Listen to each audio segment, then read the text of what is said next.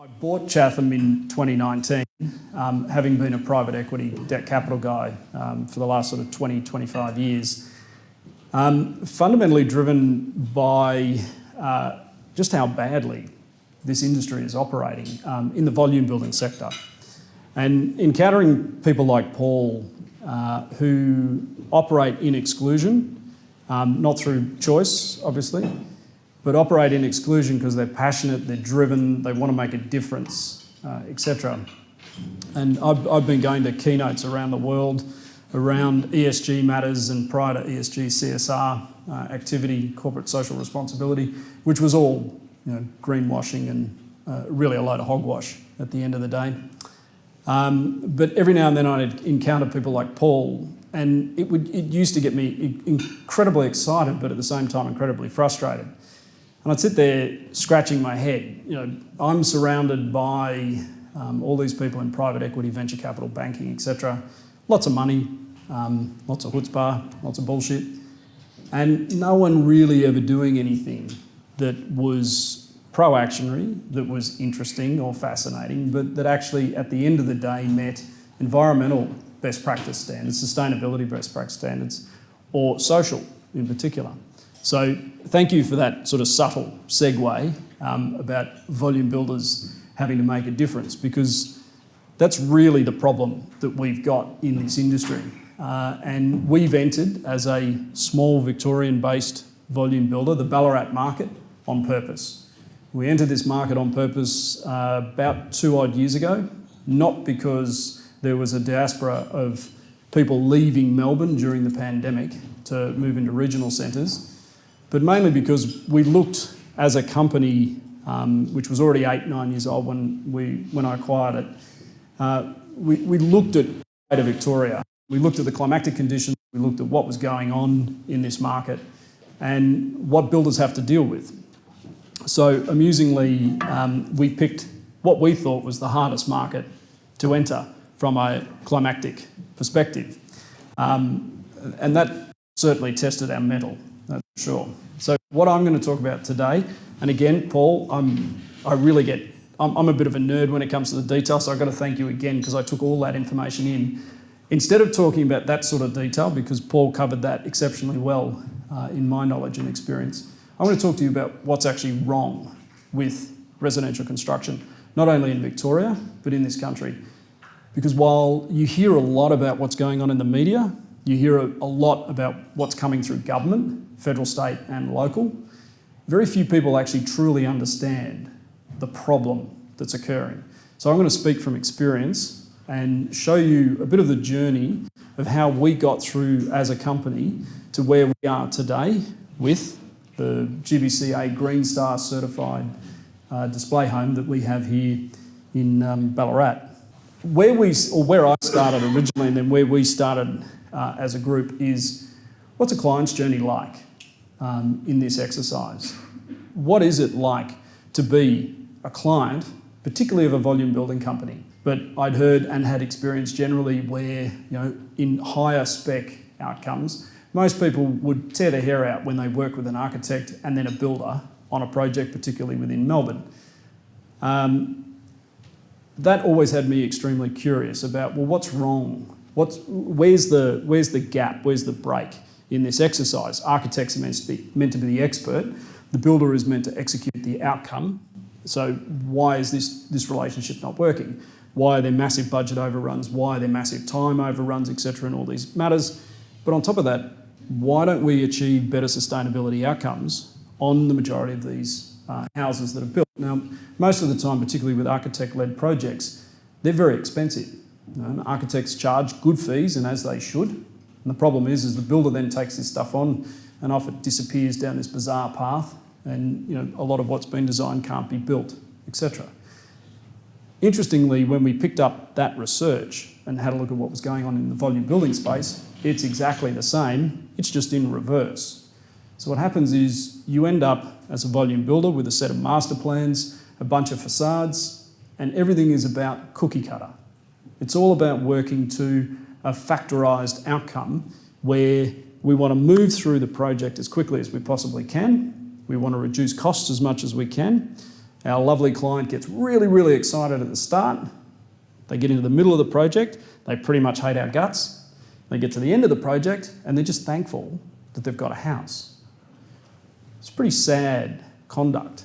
Now, that's, in Australia, we site start roughly 200,000 new domiciles, whether it's an apartment, townhouse, a freestanding standalone house, medium density per year. We're already behind, so everybody knows about the affordability issue. Massive problem. The biggest problem that underpins all of that is the fact that pretty much every volume builder, and a volume builder is generally a builder that's site starting more than 50 a year, operates on an EBITDA, or in general terms, net profit, about 1 to 3%. Now, if you're relying on a builder to build a home for you, and they're not making any money, they're simply existing off the back of cash flow, you're not going to get a particularly good outcome. You're also not going to get an outcome where the builder has the resource and the capital capability to be able to innovate, particularly from a sustainability perspective. So in 2019, I'd done 12 to 18 months worth of research, found a building company, Chatham. I was introduced to them through my network. They were doing 45 site starts a year, so they were right on that cusp. Stepped in, I knew they had a grab bag of problems within this company. They had no sustainability consideration at all. They had no idea about social responsibility, so health, resilience, etc., embodied within delivering residential outcomes. All they wanted to do was build homes to make a profit so the owner could live a good life with his family. Fair enough. I don't discredit him for that, but I think he was kind of missing the mark, and that's where I saw the opportunity. So stepped in and bought the company based on what my experience and research was, not only as a client myself, but then imagining what's a better way for this to actually occur. How do we change and improve the customer journey for clients in the volume building space, with the secondary objective to then actually help the industry step change to produce real outcomes, the kind of outcomes that Paul presented before, which are incredibly technical, and they are relatively impossible, unfortunately, to actually achieve at a volume building capacity at this point in time. This is my biggest bugbear at the moment in the volume building space. We'll build your forever home. And that fit is that's my 20-year-old daughter telling me how to spell that. This drives me batshit crazy. I will drive freeways and highways all around Victoria, around Ballarat as well, and there are billboards everywhere. Let us build your forever home, $200,000. I shouldn't name names, but I will. Henley, let us cut 70% off your energy costs, off your power bills in your home. They don't do any of that. They don't build forever homes, etc. This is just marketing parlance that is extended and stretched to such a degree that they're desperately trying to capture market share because everybody's running to the bottom. It's a dreadful race to the bottom. Now, the reason that I'm talking about this aspect is this was one of the other determinants for us to step into Ballarat, because Ballarat's not an easy market, I must say. There's not a lot of trade labour up here. Material costs are a lot higher, and Paul talked to that just before. With trade availability from Melbourne, we've got to pay much, much higher rates for that trade to move up to Ballarat or to travel up to Ballarat to be able to undertake the work we need. A lot of the building materials supply doesn't really exist up here, so it's rather tricky. So, of course, I think the introduction was I like to shake things up. I like a challenge, and I put it to our board and I put it to our exec management team. Well, let's pick a tricky market. And this market is really tricky because of the climate, but because of the geographical location to Melbourne. Bunnings don't really like this market. I don't care what anyone says. Unfortunately, Bunnings are one of the biggest trade suppliers, particularly with fixtures and fittings and so forth. A lot of the other suppliers don't like this market. It's very hard to get product up here. Then the pandemic arrives. Wow. So March 2020, I'm getting a lot of calls from colleagues and friends saying, we told you you're an idiot buying a building company. I'm like, yeah, well, now I've really got to prove something here. And what the pandemic then has done is it's absolutely proven that that's not possible. You can't build a forever home at the moment, at scale. You know, Victoria is somewhere between 55 and 60 odd thousand standalone site starts a year. That's not happening. Absolutely not happening. And as a company as well, I mean, we inherited builds coming through. Obviously, the company was 8 years old. And we're still dealing with maintenance issues from projects that were finished in late 2020, early 2021. Unfortunately, there's no way around it. We can't get trade, we can't get supply. It's incredibly difficult. But what the pandemic proved, which is an opportunity as well, is the really brittle nature of supply chain in Australia. So supply chain for the third largest industry in this country, it's a $360 billion industry in Australia, not just resi, that's commercial industrial as well. But we underpin the economy in so many aspects. Our supply chain is screwed and we've got to fix the supply chain. And again, to Paul's point, now is the time to be able to pivot, and this is what we're doing at Chatham. We're out to try and prove that a volume builder, even though we're small, can actually pivot and we can invest accordingly in innovation, particularly around environmental best practice, to be able to drive step change into the industry. So in one way, the pandemic was a godsend. In another, obviously, it's been absolutely terrible. I realised, and I went out to a lot of banking colleagues, private equity colleagues, etc., and said, I bought a building company, this is what we're going to do. We're going to become a 7-star NatHERS builder before everybody else is. January 2020, so 2 months after I bought the company, we signed as an early access partner to the Green Building Council Australia Green Star program, which I'll talk a little bit more about in a sec. We're the only Victorian builder signed out of God knows how many builders in the country, thousands. We're still only one of 6, which is, in my mind, absolutely reprehensible. So when I sat back and I was talking to all these colleagues, etc., about how to do this and what's going on, they were constantly giving me the age-old idioms and adages back. Well, what's your harvest horizon? When are you going to sell the company? What return on equity can I expect? What's the internal rate of return we can pull off this? Blah, blah, blah. I said, no, it's not the goal of this company. The goal of this company is actually to step out, yes, create a company that's going to be successful and that's going to be financially sustainable and stable and employ people properly. You know, we've got a massive focus on, not that I'm a fan of calling it gender diversity, but you know, we've got an even mix of men and women. We've got a focus on cultural inclusion, etc., as much as we possibly can. You know, these are all the objectives that we're building into this business. And straight away I started hearing all the doors close. No one was really interested. And so I had to sit back and went, well, I better put my money where my mouth is and have a real crack at this. And it's been incredibly difficult. And this point is relevant not from a, oh, woe me, but from an understanding perspective or a knowledge perspective for you as people who are either in the industry, on the periphery of the industry, or interested in building sustainable outcomes, to understand that all of the volume builders out there are hard up against it. So if you go back to that stat before of 1 to 3% EBITDA or net profit, you know, we're suffering under the same capital weight. Well, we only build 150 a year at this point in time. So you can imagine the Porter Davises, the Carlyles, the Burbanks, the boutiques, the Metricon, all over the news. Metricon won't recover from this exercise. So pre-pandemic, 4,000 a year site starts. Through the pandemic, they jacked up to 6,500, thanks to the federal government. You know, the first home buyers grant for 25,000. Wow, that made a difference.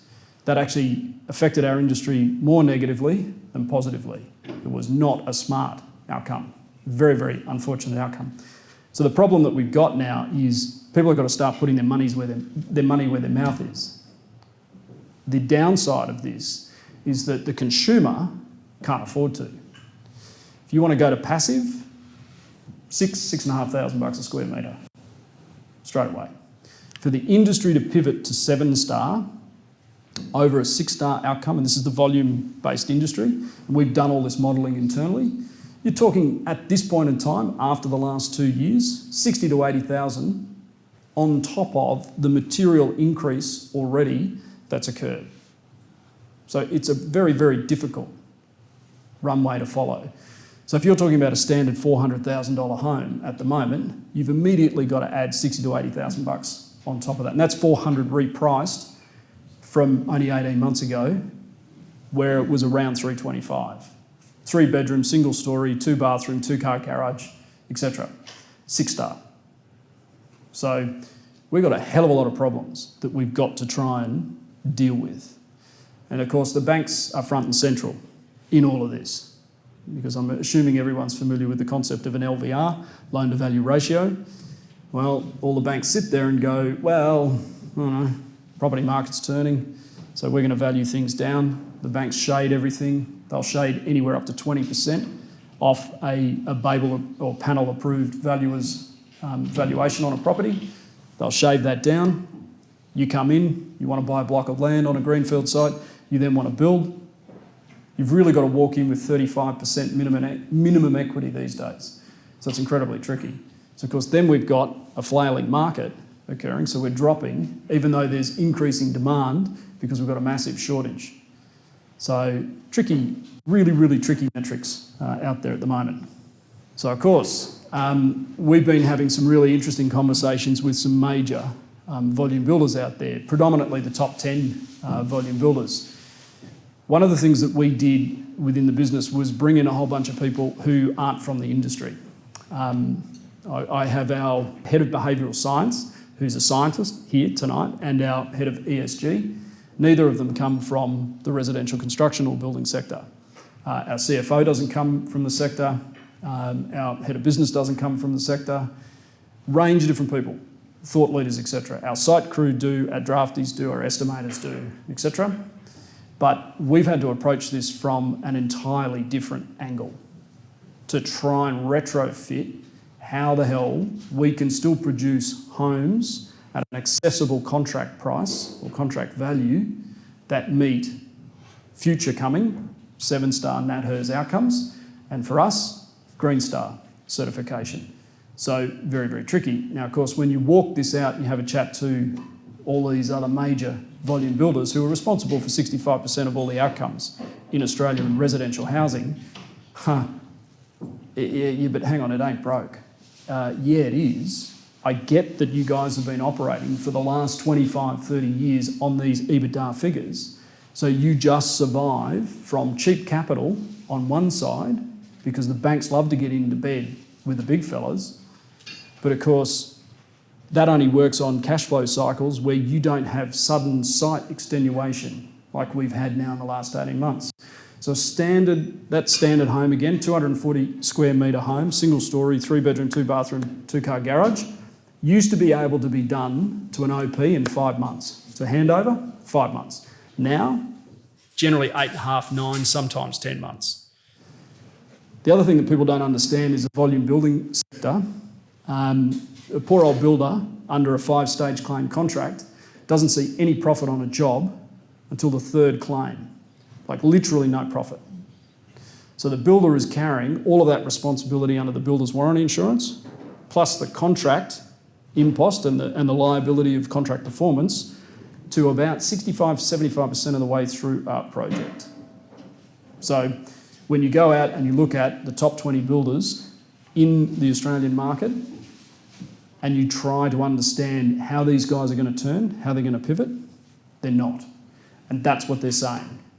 We were at a Green Building Council event only a couple of months ago, and I had 3 of the top building company MDs in a toe-to-toe argument with me, where they were all trying to tell me, and it's quite extraordinary. It's the ship, the boat's sinking, and they're standing on the foredeck going, "It's not sinking."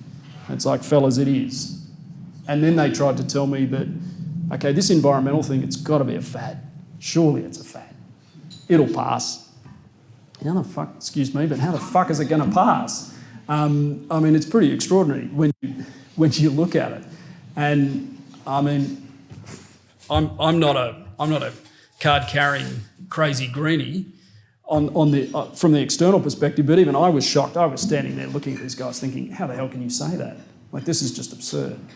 So we've got a lot of pain coming in the industry moving forward, and that's a major problem. So everybody here, and this isn't an advertisement for us as Chatham Homes, but don't work with the big guys, work with the mid-tier guys, because there's a whole bunch of small volume builders like us who are starting to recognise this opportunity and cotton on. We've got a lot more flexibility and capability, and we're trying to pivot. None of us want to be big. There's about 6 of us. We all talk and liaise at the moment, but this is where the market's got to go. So we've got to start focusing, and kind of to a point that Paul made as well, we've got to think a bit more local and think smaller in that regard. At the end of the day, we had to think about how do we differentiate ourselves. And it wasn't so much about us, it's back to my journey as a client's journey. So what is the most appropriate mechanism? What's the most appropriate rating system and approach to build methodology and construction methodology that we need to employ that's actually going to meet future standards, satisfying environmental best standards, resilience and health. We look very, very carefully at NatHERS. No offence to the fans of NatHERS, it's a total waste of time. It really only deals with thermal capability. Now, it's good in some sense, and it sets a benchmark and it sets a standard, fantastic. But we spent a huge amount of time very, very carefully looking at the Green Building Council's Green Star, and it actually satisfies, in our opinion, the 3 key requirements moving forward. The sad part is the Ballarat display home we have, it's the only one in the country. Now the GBCA, the World Building Council, or Green Building Council, is an incredibly powerful organisation. Now it's been around for quite some time. They're operating in something like 26 Western economies, and they have incredible influence. The GBCA in Australia is now, I think, 23 years old, and the GBCA is predominantly responsible for most high-density commercial buildings in this country. And definitely now under federal mandate, they're responsible for certifying all the major commercial buildings moving forward, which is fantastic. And the federal government got in contact with them 5-6 years ago and told them they had to step into residential. And the GBCA Green Star standard from 2025 forward will begin to directly influence the National Construction Code. So this is a really important certification program moving forward. The big problem with it is, apologies for the expletives, it's a total headfuck to get through. It's incredibly difficult. We spent 14 months, Katie? Thereabouts?